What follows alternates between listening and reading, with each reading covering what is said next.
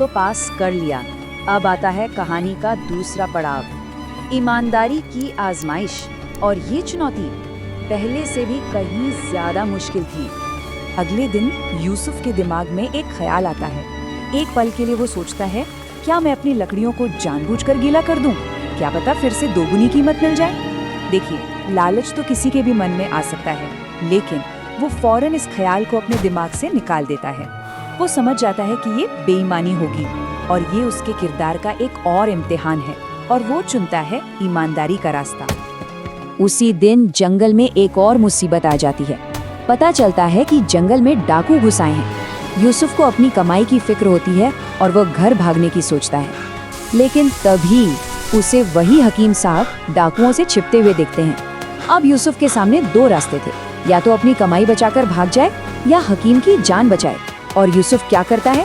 वो एक पल भी नहीं सोचता।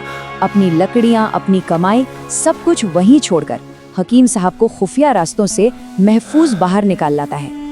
हकीम साहब उसे इनाम देना चाहते हैं, पर यूसुफ साफ मना कर देता है। वो बस इतना कहता है, मैंने तो बस इंसानियत का फर्ज निभाया है। ये बात उसकी निस्वार्थता, उसकी सच्चाई को दिखाती है। उसके लिए किसी की मदद करना किसी भी इनाम से कहीं ज्यादा बड़ा था।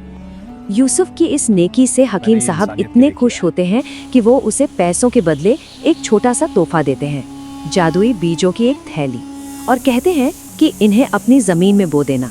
ये वाकई एक अजीब, एक रहस्यमयी तोहफा था, जो शायद उसकी किस्मत हमेशा के लिए बदलने वाला था।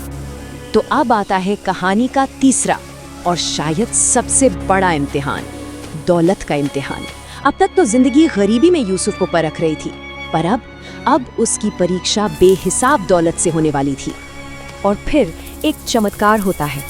पहले दिन यूसुफ उन बीजों को बोता है, दूसरे ही दिन जमीन से छोटे छोटे पौधे निकल आते हैं, और वो भी इतनी तेजी से कि यकीन करना मुश्किल था। और तीसरे दिन उन पौधों पर सोने के फल लग जाते हैं, जिनके अंदर कीमती जवाहरात भरे थे। सोचिए, रातों रात यूसुफ की दुनिया ही बदल गई। यूसुफ जब शहर के एक जौहरी को ये फल दिखाता है, तो जौहरी की आंखें भी फटी की फटी रह जाती हैं। ये कोई मामूली पत्थर नहीं, बल्कि बेशकीमती जवाहरात थे।